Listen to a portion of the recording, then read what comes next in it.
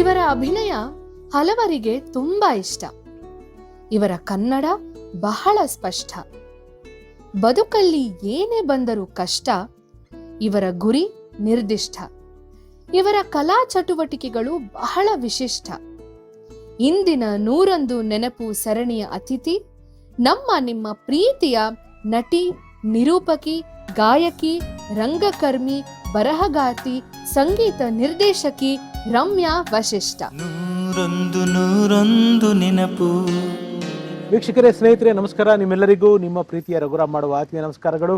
ಮತ್ತೆ ನಿಮ್ಮ ರಘುರಾಮ್ ಬಂದು ಈ 101 ನೆನಪಿನಲ್ಲಿ ನಿಜವಾಗ್ಲೂ ಒಬ್ಬ ಅಪರೂಪದ ವ್ಯಕ್ತಿ, ಅಪರೂಪದ ಕಲಾವಿದೆ, ಅಪರೂಪದ ಗಾಯಕಿ, ಅಪರೂಪದ ಸಂಗೀತ ಸಂಯೋಜಕಿ, ಅಪರೂಪದ ನಿರೂಪಕಿ, ಎಲ್ಲಾನು ಅಪರೂಪನೇ ಅವರು ವಸಿಷ್ಠಕ್ಕಿಂತ ಹೆಚ್ಚಾಗಿ ನಾನು ವಿಶಿಷ್ಟ ಅಂತ ಹೇಳಕ್ಕೆ ಇಷ್ಟಪಡ್ತೀನಿ. ನಮ್ಮ ರಮ್ಯಾ ವಸಿಷ್ಠ ಮೇಡಮ್ ಅವರು, ನಾನು ಈ ಹಿಂದೆ ಸುಮಾರು ದಿವಸಗಳಿಂದ ಅವ್ರನ್ನ ಸಂಪರ್ಕ ಮಾಡಿದ್ದೆ. ಆದರೆ ಅವ್ರು ತುಂಬ ನೀಟಾಗಿ ಹೇಳಿದರು, ನಾನು ಏನೋ ಒಂದು ಉದ್ದೇಶ ಅಂದ್ಕೊಂಡಿದ್ದೀನಿ, ಅದು ಆಗೋ ಟೈಮಲ್ಲಿ ಖಂಡಿತ ನಾನು ನಿಮಗೆ ಇಂಟರ್ವ್ಯೂ ಕೊಡ್ತೀನಿ, ತುಂಬ ಜನ ಕೇಳಿದರೆ, ಬಟ್ ನಿಮಗೆ ಕನ್ಸಿಡರ್ ಮಾಡ್ತೀನಿ ಅಂತ ಹೇಳಿದ್ರು.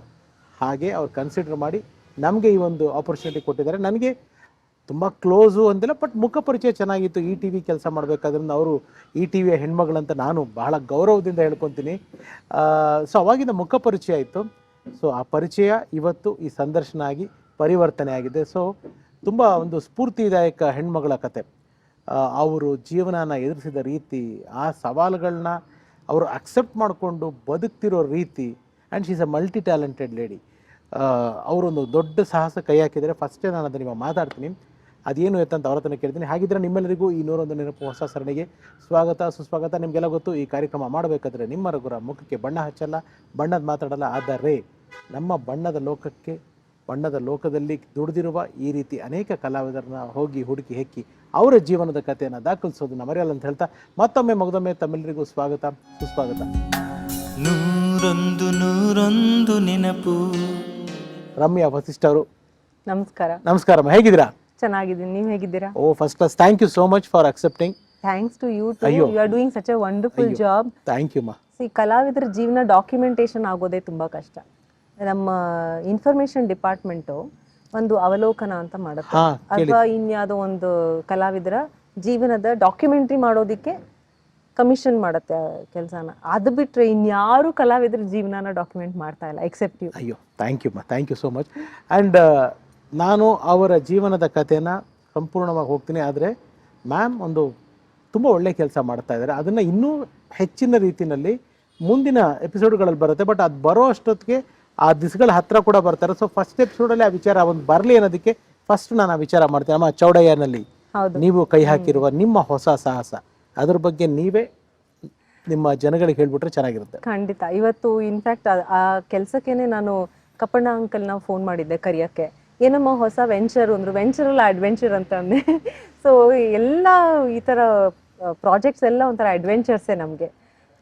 ಒಂದು ಸಹಾಯ ಹಸ್ತ ಎಲ್ಲ ಕಡೆಯಿಂದ ಬರೋದಿಲ್ಲ, ಸಪೋರ್ಟ್ ಬರೋದಿಲ್ಲ. ಆ್ಯಂಡ್ ಆದ್ದರಿಂದ I request public here to support artist like us who would want to do something of their own. ಅವ್ರದ್ದೇ ಒಂದು ಆಲೋಚನೆಯಲ್ಲಿರುವ ಯಾವುದೋ ಒಂದು ಪ್ರಾಜೆಕ್ಟ್ನ ನಮ್ಮ ತಲೆಗೆ ಬಂದಿದೆ, ನಾನು ಇದನ್ನ ಸ್ಟೇಜ್ ಮಾಡಬೇಕು ಅಂತಂದಾಗ, ನಿಮ್ಮ ಪಾಪ್ಯುಲರ್ ಜಾನ್ರಲ್ಲಿ ಬರದೇ ಇದ್ದಾಗ, ನಾವೇನೋ ಸಿನಿಮಾ ಹಾಡುಗಳನ್ನ ಕೇಳಬೇಕು, ಭಾವಗೀತೆ ಕೇಳಬೇಕು ಅಂತ ಏನೋ ಅನ್ಕೊಂಡಿರ್ತಾರೆ. ಬಟ್ ನಾವು ಅಲ್ಲಿ ಫಿಟ್ ಆಗ್ತಾ ಇಲ್ಲ, ನಮ್ದೇನೋ ಬೇರೆ ಆಲೋಚನೆಯಲ್ಲಿ ಇದನ್ನ ಮಾಡಬೇಕು ಅಂತ ಅನ್ಕೊಂಡಾಗ ಸಪೋರ್ಟ್ ಮಾಡಿ ಅಂತ. ಓಕೆ. ಆ್ಯಕ್ಚುಲಿ ಹರಿಕಥೆ ಈಗಿನ ಮತ್ತೆ ವಾಪಸ್ ಬರ್ತಾ ಇರೋವಂಥ ಟ್ರೆಂಡ್. ಆದರೆ ಹರಿಕಥೆಯಲ್ಲಿ ನಾವು ಹೇಗೆ ಮ್ಯೂಸಿಕ್, ಡಾನ್ಸ್ ಆ್ಯಂಡ್ ಥಿಯೇಟರ್ ಎಲಿಮೆಂಟ್ಸ್ನ ಹಾಕಿ ಆ ಇಡೀ ಸ್ಟೋರಿ ಟೆಲ್ಲಿಂಗ್ನ ನಮ್ಮ ಕಣ್ಮುಂದೆ ಒಂದು ನಿಜವಾಗ್ಲೂ ನಡೀತಾ ಇದೆಯೇನೋ ಅನ್ನುವ ಹಾಗೆ ಚಿತ್ರಣವನ್ನು ಕಟ್ಟೋದಿದೆಯಲ್ಲ, that's what I am trying to do. ಏನಾದ್ರ ಹೆಸರು ಶೋ ವಿಭೂತಿ ಅಂತ. ಆ ಕಾರ್ಯಕ್ರಮದ ಹೆಸರು ವಿಭೂತಿ ಅಂತ. ತುಂಬಾ ಜನಕ್ಕೆ ಇದು ಪ್ರಾಬ್ಲಮ್ ಆಗಿದೆ. ಇನ್ಫ್ಯಾಕ್ಟ್ ನಂಗೆ ಎಷ್ಟು ಜನ ಹೇಳ್ತಾರೆ, ನೀವು ಯಾಕೆ ಇಷ್ಟು ಕಮ್ಯುನಲ್ ಆಗಿ ಕಾರ್ಯಕ್ರಮ ಮಾಡ್ತಾ ಇದ್ದೀರಾ, ಸೆಕ್ಯುಲರ್ ಆಗಿ ಮಾಡಿ ನಾವು ನಿಮ್ಗೆ ಸಪೋರ್ಟ್ ಮಾಡ್ತೀವಿ ಅಂತ. ನನಗೆ ನಮ್ಮ ನೆಲದಲ್ಲಿ ಏನೋ ಒಂದು ವಿಷಯ ನಡೆದಿದೆ, ಅದನ್ನ ಮಾರ್ಕಂಡೇಯ ಮಹರ್ಷಿ ಬರೆದಿದ್ದಾರೆ, ಅದು ನಮ್ಮ ಬಹಳ ಸೇಕ್ರೆಡ್ ಸ್ಕ್ರಿಪ್ಚರ್ ಆಗಿದೆ. ಅದರಲ್ಲಿರುವ ಕಥೆಯನ್ನು ಹೇಳೋದು, ಅದು ಸಂಗೀತ ನೃತ್ಯದ ಒಂದು ಮಾಧ್ಯಮದ ಮುಖಾಂತರ. ಅಂದರೆ ಇದರಲ್ಲಿ ಕಮ್ಯುನಲ್ ಏನು ಅಂತ ನನಗಿನ್ನೂ ಅರ್ಥ ಆಗಿಲ್ಲ. ಬಟ್ ಎನಿವೇಸ್, ಸೊ ಈ ಸಂಗೀತ ನೃತ್ಯ ಮತ್ತು ನಾಟಕ. ಈ 3 ಮಾಧ್ಯಮಗಳನ್ನ ನಾವು ಮಾಧ್ಯಮವಾಗಿ ಬಳಸ್ಕೊಂಡು ಈ ಕಥೆಯನ್ನು ನರೇಟ್ ಮಾಡೋದು ವಿತ್ ದ ಹೆಲ್ಪ್ ಆಫ್ ಹರಿಕಥೆ. ಇದು ಯಾವತ್ತು ನಡೀತಾ ಇದೆ ಇದು? ಇದು 27ನೇ ತಾರೀಕು ಚೌಡಯ್ಯ ಮೆಮೋರಿಯಲ್ ಹಾಲ್ ನಲ್ಲಿ ಸಂಜೆ 6 ಗಂಟೆಗೆ ನಡೀತಾ ಇದೆ. ಓಕೆ. ಆದ್ರಿಂದ ಇದಕ್ಕೆ ಬರೋರು ಹೇಗೆ, ಹೌ ಟು ಟಿಕೆಟ್ಸ್ ಎಲ್ಲ? ಬುಕ್ ಮೈ ಶೋ ನಲ್ಲಿ ವಿಭೂತಿ ಅಂತ ನೀವು ಟೈಪ್ ಮಾಡಿದ್ರೆ ನಮ್ದು ಏಕೈಕ ಕಾರ್ಯಕ್ರಮ ವಿಭೂತಿ ಹೆಸರಿನಲ್ಲಿ. ಈ ವಿಭೂತಿಗೂ ಎಲ್ಲರೂ ನೀವು ಶೈವರ, ನೀವು ವಿಭೂತಿ ಬಗ್ಗೆ ಮಾತಾಡಿದ್ರೆ ಆಕ್ಚುಲಿ ವಿಭೂತಿಯ ಒಂದು ನಿಜವಾದ ಅರ್ಥ ಏನು ಅಂತಂದ್ರೆ ಗ್ಲೋರಿ ಅಂತ. ಗ್ಲೋರಿ. ಸೊ ಸ್ಪ್ಲೆಂಡರ್, ಗ್ಲೋರಿ ಅಂತ ಅರ್ಥ, ಅಂದ್ರೆ ವೈಭವ ಅಂತ ಅರ್ಥ. ವಿಭೂತಿರ್ ಐಶ್ವರ್ಯ ಅಂತ ಹೇಳ್ತಾರೆ. ಸೊ ಯಾರಿಗೆ ಆ ವಿಭೂತಿ ಅಂತಂದ್ರೆ ಭಗವಂತನ ಗ್ಲೋರಿ ಗೊತ್ತಿರುತ್ತೋ ಅದೇ ದೊಡ್ಡ ಐಶ್ವರ್ಯ ಅಂತ ಅರ್ಥ. So that is why it is not that just ನಾವು ಹಣೆ ಮೇಲೆ ಹಚ್ಕೊಳ್ಳೋ ವಿಭೂತಿ, ಬೂದಿ ಅಥವಾ ಭಸ್ಮ ಅಂತಲ್ಲ. ವಿಭೂತಿ ಅಂತಂದ್ರೆ ಈ ಒಂದು ಗ್ಲೋರಿ. ಆ ಗ್ಲೋರಿ ಯಾರ್ದು ಅಂದ್ರೆ ದುರ್ಗಾ ಇದ್ರದ್ದು ದುರ್ಗಾ ಸಪ್ತಶತಿಯ ಕಥೆಯನ್ನ ತಗೊಂಡು ನಾವು ಇದನ್ನ ಮಾಡ್ತಾ ಇದೀವಿ. ಓಕೆ. ಬುಕ್ ಮೈ ಶೋನಲ್ಲಿ ಟಿಕೆಟ್ ಅವೈಲೇಬಲ್ ಇದೆ. ಸೊ ಇದ್ರ ಬಗ್ಗೆ ನಾನು ಕಂಪ್ಲೀಟ್ ಈ ಸೀರೀಸ್ ಅಲ್ಲಿ ಏನ್ ನಡೆಯುತ್ತೆ, ನನಗೆ ಬ್ಯಾಂಡ್ಸ್ ಏನಾದ್ರು ಇದ್ರು ಕೊಡಿ, ಐ ವಿಲ್ ಡೆಫಿನೆಟ್ಲಿ ಅದನ್ನ ಪ್ರಮೋಟ್ ಮಾಡೋಣ ನಮ್ಮ ಕೈಲಿಂದ ಏನಾಗುತ್ತೆ. ಸೊ ಇಂಥ ಒಂದು ರಮ್ಯಾ ಮೇಡಮ್ ಅವರ ಕೆಲಸಗಳಿಗೆ ನಮ್ಮ ಕೈನಲ್ಲಾದ ಒಂದು ಅಳಿಲು ಸೇವೆನ ನಾವು ಮಾಡಿದ್ರೆ ಈ ರೀತಿ ಇನ್ನಷ್ಟು ಪ್ರಯೋಗಗಳು, ಪ್ರಯತ್ನಗಳು ಈ ಥರ ರಮ್ಯಾ ಮೇಡಮ್ ಅಂತವ್ರು ಹಲವಾರು ಜನ ಮಾಡೋದಕ್ಕೆ ಒಂದು ಇನ್ಸ್ಪಿರೇಷನ್ ಆಗುತ್ತೆ. ಎಲ್ಲರೂ ದಯವಿಟ್ಟು ಸಪೋರ್ಟ್ ಮಾಡಿ. ಆ್ಯಂಡ್ ಇದ್ರ ಬಗ್ಗೆ ಇನ್ನೂ ಹೆಚ್ಚಿನ ರೀತಿಯಲ್ಲಿ ಮುಂದಿನ ಮಾತಾಡ್ಕೊಂಡು ಹೋಗ್ತೀನಿ. ಬಟ್ ಅಲ್ಲಿವರೆಗೂ ಕಾಯೋದಕ್ಕಿಂತ ಹೆಚ್ಚಾಗಿ ಫಸ್ಟೇ ನಾವು ಅದನ್ನ ಮಾತಾಡ್ಬಿಟ್ರೆ ನಮ್ಮ ಉದ್ದೇಶ ಏನು ಅನ್ನೋದು ಅರ್ಥ ಆಗ್ಬಿಡತ್ತಲ್ಲ. ಸೊ ಹಾಗಾಗಿ ನಾನು ಇದನ್ನ ಮಾಡಿದ್ದು. Yes ma'am. ಐಗಿರಿ ನಂದಿನಿ ನಂದಿತ ಮೇದಿನಿ ವಿಶ್ವ ವಿನೋದಿನಿ ನಂದನುತೆ ಗಿರಿವರ ವಿಂಧ್ಯ ಶಿರೋಧಿನಿ ವಾಸಿನಿ ವಿಷ್ಣು ವಿಲಾಸಿನಿ ಜೈಷ್ಣುನುತೆ.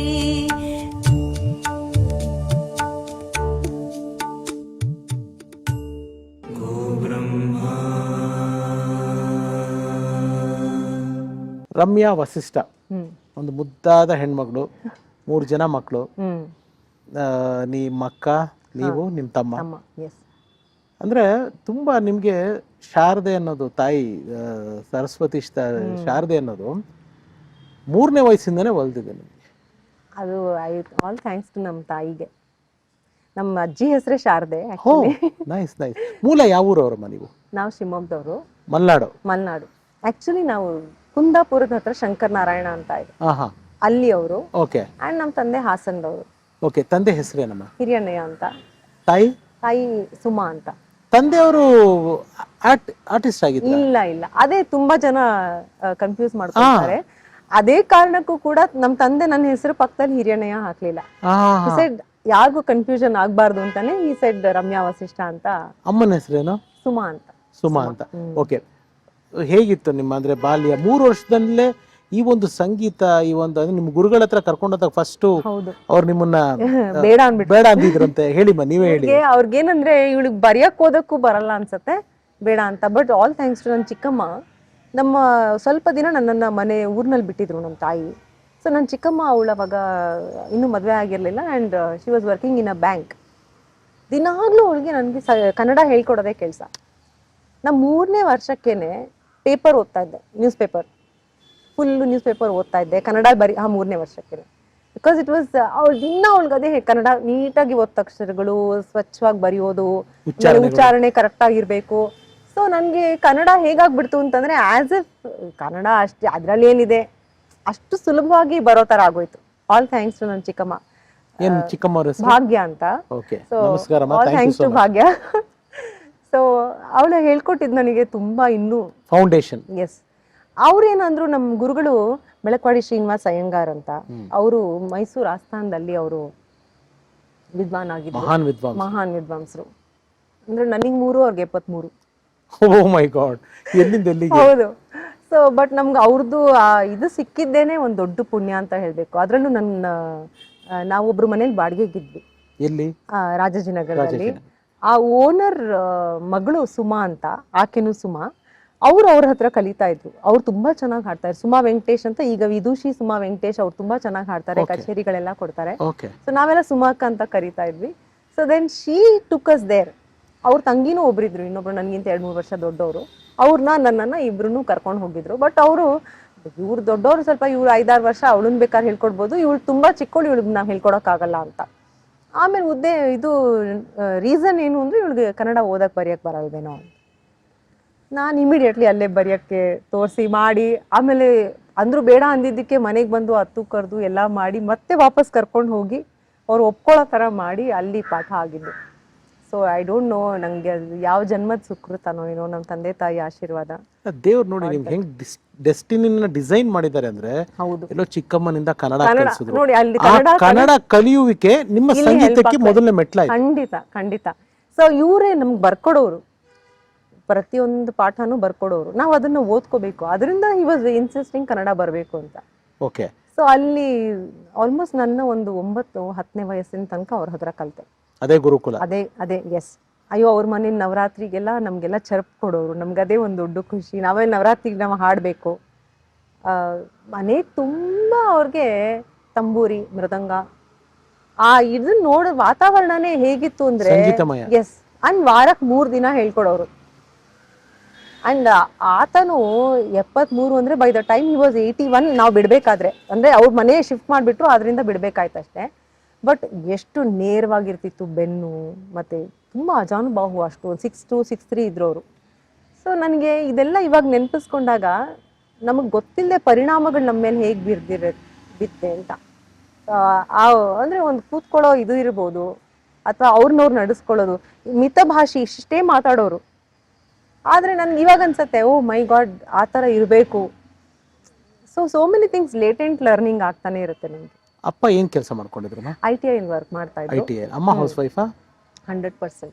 ನಮ್ಮ ತಂದೆಗೆ ಅದೊಂದಿತ್ತು, ನಮ್ಮ ಮಕ್ಕಳನ್ನ ಚೆನ್ನಾಗಿ ಬೆಳೆಸ್ಬೇಕು ಅಂತ. ಚೆನ್ನಾಗಿ ಬೆಳೆಸ್ಬೇಕು ಇನ್ ಟರ್ಮ್ಸ್ ಆಫ್ ಓದೋದಾಗಿರ್ಬಹುದು, ಅಥವಾ ಸಂಸ್ಕಾರ ಆಗಿರಬಹುದು, ನೋಡ್ಕೊಳ್ಳೋದು. ನಮ್ಮ ತಾಯಿ is a very good cook. ಅವ್ರು ಅದ್ಭುತವಾಗಿ ಅಡುಗೆ ಮಾಡ್ತಾರೆ. ಈಗಲೂ ಮೊಮ್ಮಕ್ಳಿಗೆಲ್ಲ ಮಾಡ್ತಾ ಇದ್ದಾರೆ. ಸೊ ನಮ್ಮ ಅಕ್ಕನ ಮಕ್ಳಿಗೆ, ನನ್ನ ತಮ್ಮನ ಮಕ್ಳಿಗೆ, ಎಲ್ರಿಗೂ she is very particular that ಮನೆ ಊಟನೇ ಮಾಡಬೇಕು ಅಂತ. ನಮಗೊಂದ್ಸತಿ ಅಡಿಗೆ ಮಾಡಿಸಿ ಬರ್ತೀವಿ. ಖಂಡಿತ. ಅಯ್ಯೋ ಪ್ಲೀಸ್, ಆಲ್ವೇಸ್ ವೆಲ್ಕಮ್. ಎಸ್. ಯಾಕೆ ನಮಗೆ ಸ್ವಲ್ಪ ರುಚಿಯಾಗಿರೋ ಊಟ ಅಂದ್ರೆ ಇಷ್ಟ ತಿನ್ನಕ್ಕೆ. ಇವಾಗ ನಮ್ಮ ಮನೆಗೆ ಬಂದಿದ್ರು ಮೇಡಮ್, ಇವತ್ತು ನಾವು ಶೂಟ್ ಮಾಡೋ ದಿವಸ ಏಕಾಸಿ, ಪಾಪ ಅವ್ರು ಏನೂ ತಗೊಂಡಿಲ್ಲ. ಅಯ್ಯೋ ಅವ್ರು ನೀರು ಅಲ್ಲ ಹೇಳಿದ್ದು, ನಮ್ಮ ಮನೆದಂತೂ ನೀವು ಕೈ ರುಚಿ ಟೇಸ್ಟ್ ಮಾಡಕ್ಕಾಗಿಲ್ಲ. ಬರ್ತೀವಿ ಇನ್ನೊಂದ್ಸತಿ. ಅದಕ್ಕೆ ನಾವು ನಿಮ್ಮನೆಗೆ ನಾವೇ ಬರ್ತೀವಿ ಒಂದ್ಸತಿ ಅಂತ ಹೇಳೋದು. ಬನ್ನಿ. ಎಸ್ ಮಾ. ನೀವು ಅಪ್ಪ ಅಮ್ಮ, ನಿಮ್ಮ ಅಕ್ಕ ತಮ್ಮ, ಆ ಒಂದು ಜೀವನ, ಆ ಒಂದು ಬಾಲ್ಯ ಹೇಗಿತ್ತು? ಏನ್ ನೆನಪು ಬರುತ್ತೆ ಅದ್ ನೆನೆಸ್ಕೊಂಡ್ರೆ ನಿಮ್ಗೆ? ನಂಗೆ ನನ್ನ ಬಾಲ್ಯ ಅಂತ ನೆನಪು ಬರೋದೇನೆ ಸಂಗೀತ, ವೀಣೆ. ನಮ್ಮ ಅಕ್ಕ ತುಂಬಾ ಚೆನ್ನಾಗಿ ವೀಣೆ ನುಡಿಸ್ತಾಳೆ.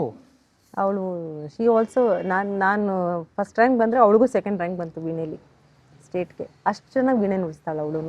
ಆ್ಯಂಡ್ ನನ್ನ ತಮ್ಮನಿಗೂ ತಬಲಾ ಎಲ್ಲ ಕಲ್ಸಕ್ಕೆ ಟ್ರೈ ಮಾಡಿದ್ವಿ. But is very scientific bent of mind. ಗುರುಗಳು ಯಾರು ಅವ್ರಿಗೆಲ್ಲ? ವೀಣೆಗೆ ಶ್ಯಾಮ್ ಪ್ರಕಾಶ್ ಅಂತ, ವಿದ್ವಾನ್ ಶ್ಯಾಮ್ ಪ್ರಕಾಶ್ ಅಂತ, ಇದರಲ್ಲಿ ಆಲ್ ಇಂಡಿಯಾ ರೇಡಿಯೋ ಭದ್ರಾವತಿಲಿ ವರ್ಕ್ ಮಾಡ್ತಾ ಇತ್ತು. ಬಟ್ ಅವರು ತುಂಬಾ ಚೆನ್ನಾಗಿ ನುಡಿಸ್ತಾರೆ. ಚಿಟ್ಟಿ ಬಾಬು ಬಣ್ಣಗಳು ಅದನ್ನೆಲ್ಲ ಅವ್ರು ಹೇಳ್ಕೊಟ್ಬಿಟ್ಟಿದ್ರು ಆಗ್ಲೇ ನಮ್ಮ ಅಕ್ಕನಿಗೆ. ಆಮೇಲೆ ಅದಾದ್ಮೇಲೆ ಗೀತಾರಾಮ್ ಆನಂದ್ ಅಂತ, ಅವರು ಬೆಂಗಳೂರು ಆಕಾಶವಾಣಿಲಿದ್ದಾರೆ. ಸೊ ಅವ್ರ ಹತ್ರ ಕಲ್ತು. ಓಕೆ. ಸೊ ಸಂಗೀತ ಅಂತ ಹೇಳ್ತಾ ಇದ್ರಿ. ಅಕ್ಕ ತಂಗಿ ಇಲ್ಲ ಅಕ್ಕ ತಮ್ಮ, ಹೇಗೆ ಆ ತ್ರಿಕೋಣ ಹೇಗಿತ್ತು? ರಮ್ಯಾ ವಶಿಷ್ಠ ಅವರ ನೂತನ ಪ್ರಯತ್ನ ವಿಭೂತಿ, ಸಂಗೀತ ಹಾಗೂ ನೃತ್ಯ ರೂಪಕದ ವಿನೂತನ ಕಾರ್ಯಕ್ರಮ ಇದೇ ಮಾರ್ಚ್ 27ರಂದು ಸಂಜೆ 6 ಗಂಟೆಗೆ ಬೆಂಗಳೂರಿನ ಚೌಡಯ್ಯ ಮೆಮೋರಿಯಲ್ ಹಾಲ್ನಲ್ಲಿ ನಡೀತಾ ಇದೆ. ಟಿಕೆಟ್ಗಳಿಗಾಗಿ ಡಿಸ್ಕ್ರಿಪ್ಷನ್ ನಲ್ಲಿರುವ ಬುಕ್ ಮೈ ಶೋವಿನ ಲಿಂಕ್ ಅನ್ನ ಕ್ಲಿಕ್ ಮಾಡಿ ಕಾರ್ಯಕ್ರಮದಲ್ಲಿ ಭಾಗಿಯಾಗಿ ಯಶಸ್ವಿಗೊಳಿಸಿ. ಕರ್ನಾಟಕ ಸರ್ಕಾರ ಚಲನಚಿತ್ರಗಳಿಗೆ ಅವಾರ್ಡ್ಸ್ ಕೊಡೋಕ್ಕಿಂತ ಮುಂಚೆನೆ ಕನ್ನಡ ಚಿತ್ರ ರಸಿಕರ ಸಂಘ ಅಂತ ಬಂದಿತ್ತು. ಕೇಳಿದ್ದೀನಿ. ಹೌದು. ಅದ್ರ ಜನರಲ್ ಸೆಕ್ರೆಟರಿ ಅಂತ ಅವರು ಪದ್ಮನಾಭ ರಾಜು ಇಬ್ರು ಸೇರ್ಕೊಂಡೇನೆ ಅದನ್ನ ಶುರು ಮಾಡಿದ್ದೆ.